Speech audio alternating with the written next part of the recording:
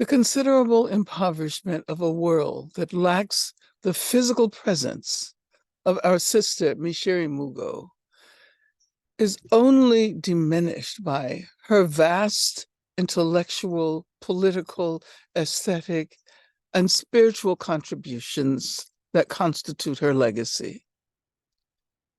Those of us who accept the charge and the enormous task of continuing her life's work have decided that as Mĩcere enters the realm of the ancestors, we will ensure that succeeding generations hold her close and follow her path. Personally, I feel extremely fortunate to have met Mĩcere Mũgo at a time in my own academic and political trajectories, when her experiences with political repression and her research on orature had a profound impact on me.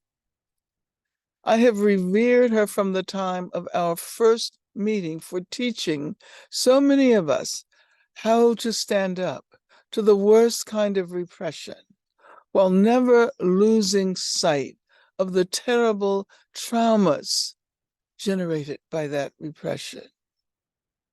Even as we attempt to carry on the fight, we can never fail to carve out a space for grieving.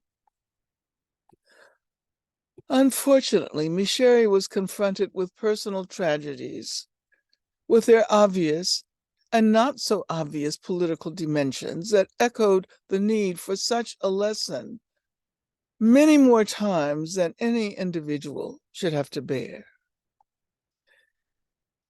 In all of this, she never lost her grace, and she never lost her insight, and she never lost her hope.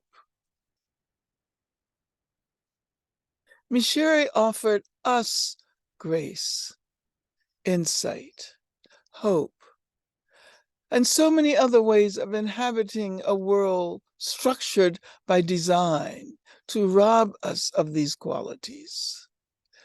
As we bid farewell to Mĩcere, we vow never to take for granted the grace, insight, and hope we will have to carry with us if we want to keep alive the collective impulse for freedom so perfectly embodied by our sister Mĩcere.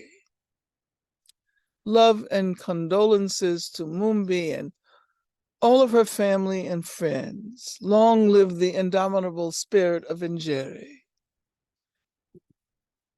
Mĩcere Mũgo, presente.